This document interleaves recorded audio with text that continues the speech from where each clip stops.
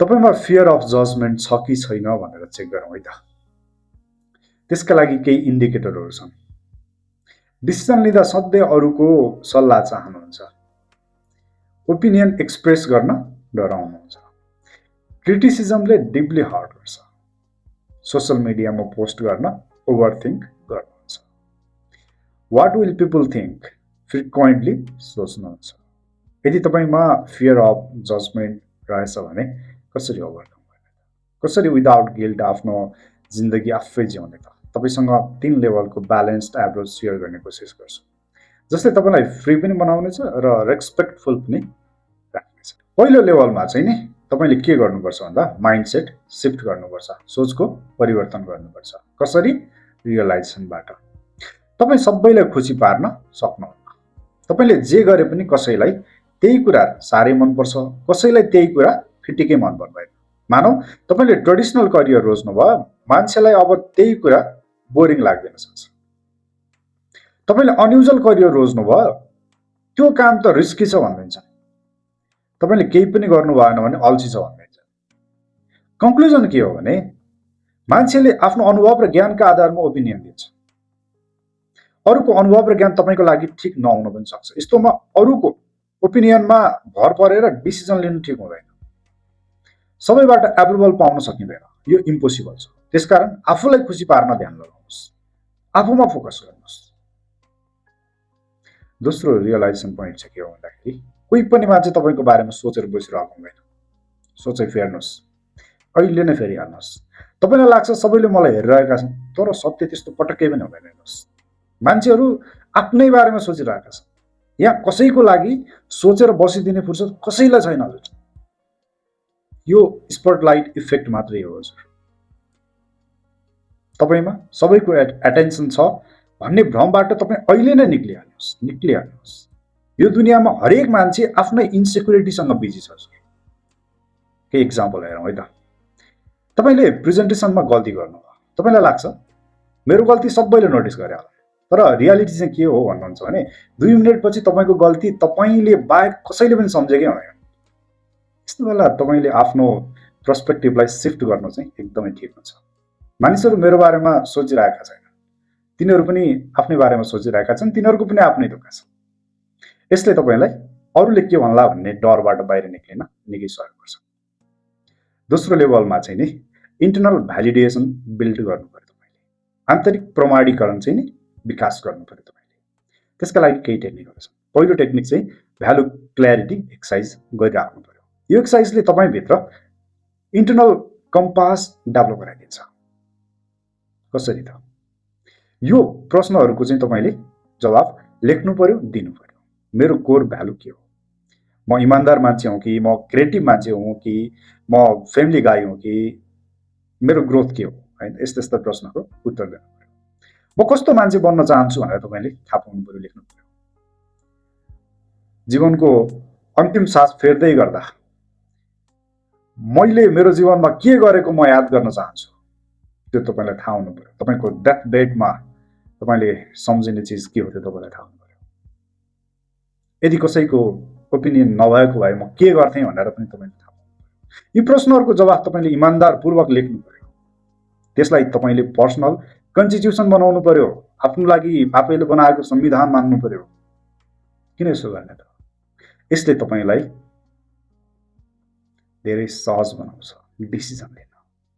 मेरो भ्यालुसँग अलाइन छ कि छैन, पर्सनल कन्स्टिट्युसनसँग अलाइन छ कि छैन भन्ने कुरामा तपाईँ स्पष्ट हुनुभयो भने तपाईँलाई अरूले के भन्लान् भन्ने कुराले खासै फरक पर्दैन र तपाईँको डिसिजन पनि राम्रो हुन्छ। त्यसकारण एक्सटर्नल भ्यालिडेसनबाट इन्टरनल क्ल्यारिटीमा सिफ्ट हुनुहोस्। दोस्रो टेक्निक चाहिँ के हो भन्नुहुन्छ भने सेल्फ अप्रुभको प्र्याक्टिस, आत्म अनुमोदनको अभ्यास। तपाईँले जे गर्दा पनि पहिला आफूलाई आफैले अप्रुभ गर्नुहोस्, कसैको अनुमोदन नगर्नुहोस्। केही एचिभ गर्नुभयो भने आफूले आफैले भन्नुहोस् मैले राम्रो गरेँ, अझ राम्रो गर्न सक्छु। कसैले तारिफ गर्यो भने त झन् सुन्न सुगन्ध भइहाल्यो, कसैले गरेन भने नि फरक पर्दैन। किन भन्नुहोस् न, तपाईँले आफूले आफैलाई अप्रुभ गरिसक्नु। केही इक्जाम्पल हेरौँ है त। तपाईँले नयाँ स्किल सिक्नुभयो, कसैले नोटिस नै गरेन। अब तपाईँलाई बाहिरको भ्यालिडेसन खोज्नुभयो भने कसैले हेकासम्म नि गरेन, मेरो भ्यालु नै छैन भन्ने लाग्छ। तर सेल्फ अप्रुभललाई चाहिँ बिलिभ गर्नुभयो र विश्वास गर्नुभयो, त्यसको कुरो सुन्नुभयो भने मैले सिकेँ त्यो नै नहोस्, अझ राम्रो गर्छु, यस्तो खालको कुरा चाहिँ तपाईँको दिमागमा आउँछ। यस्तो खालको प्र्याक्टिसले तपाईँलाई इमोसनल्ली इन्डिपेन्डेन्ट बनाउँछ। अब तेस्रो लेभलको उपायहरू कुरा गरौँ है त। बााउन्ड्रिज र ब्यालेन्स, सीमा र सन्तुलन मिलाउन जानु। त्यसका लागि केही फ्रेमवर्कहरू छन्, म सेयर गर्छु। पहिलो फ्रेमवर्क चाहिँ के भन्नुहुन्छ भने सम्मानजनक स्वतन्त्रता, रेस्पेक्टफुल इन्डिपेन्डेन्स। यो एकदमै महत्त्वपूर्ण कुरा हो। अझ हाम्रो जस्तो समाजमा त यो अत्यन्त महत्त्वपूर्ण कुरा हो भन्ने मलाई लाग्छ। तपाईँले आफ्नो जिन्दगी जिउन कसैलाई अपमान नगरी रेस्पेक्टफुल डिफेन्स गर्न सक्नुहुन्छ र यो गर्न सिक्नुपर्छ। कसरी गर्ने त? तिमीहरूले मेरो जिन्दगी कन्ट्रोल गर्न सक्दैनौ, म जे गर्छु गर्छु भन्ने होइन। म तपाईँलाई रेस्पेक्ट गर्छु, तर यो मेरो निर्णय हो, म यसको रेस्पोन्सिबिलिटिज लिन्छु भन्नु पर्यो।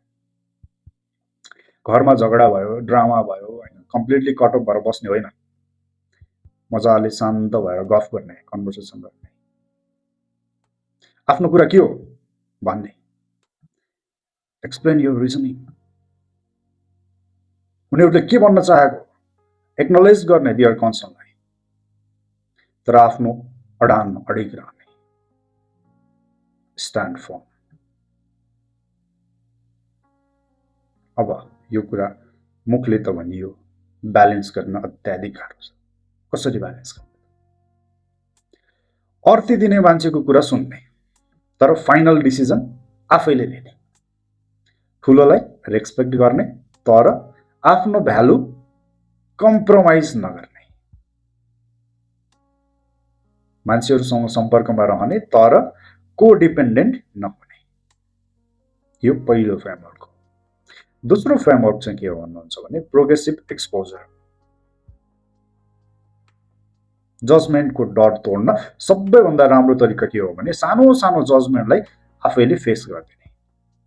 यसलाई एक्सपोजर थेरापी पनि भनिन्छ। कसरी गर्ने हेरौँ है त। सानो रिस्क लिएर सुरु गर्नुहोस् न। एउटा इक्जाम्पल हेरौँ ल। तपाईँलाई कुनै महत्त्वपूर्ण काम गर्नु पहिला त्यसको केही चरणहरूमा तपाईँले यो अभ्यास गर्न सक्नुहुन्छ।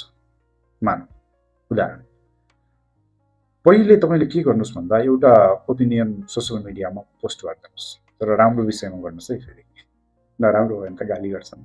त्यसपछि केही अनयुजल गर्नुहोस्, आफ्नो हबीहरू हुनसक्छ, आफ्नो कुनै स्टाइल हुनसक्छ, अनकन्भेन्सनल चिजहरू हुनसक्छ, त्यो गर्नुहोस्।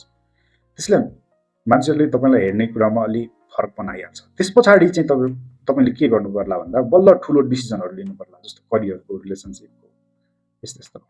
यसो गर्दा चाहिँ हरेक स्टेपले तपाईँलाई मानिसहरूले के भन्लान् भन्ने कुराले असर नगर्ने बनाइसक्छ। तपाईँलाई मानिसहरूले जे भने पनि उत्रु फरक पर्दो रहेनछ भन्ने रियलाइजेसन आइसक्छ। यो प्रक्रियामा जाने बित्तिकै रियलाइज भइहाल्छ।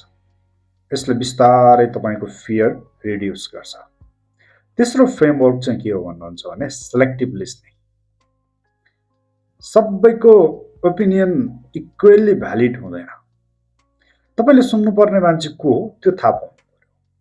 ती को हुन सक्छ जसले तपाईँलाई राम्ररी चिन्छ, जसको इन्टेन्सन तपाईँको ग्रोथ होस् भन्नेमा छ, जसले सल्लाह दिइरहेको पात आफैले एक्सपिरियन्स गरिसकेको छ।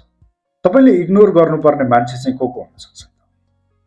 जसले तपाईँको सिचुएसन बुझ्दैन, जसको ओपिनियन जेलसी इन्सेक्युरिटीबाट गाइडेड छ, जसले आफै केही अचिभ गरेको छैन, अरूलाई सल्लाह दिन्छ।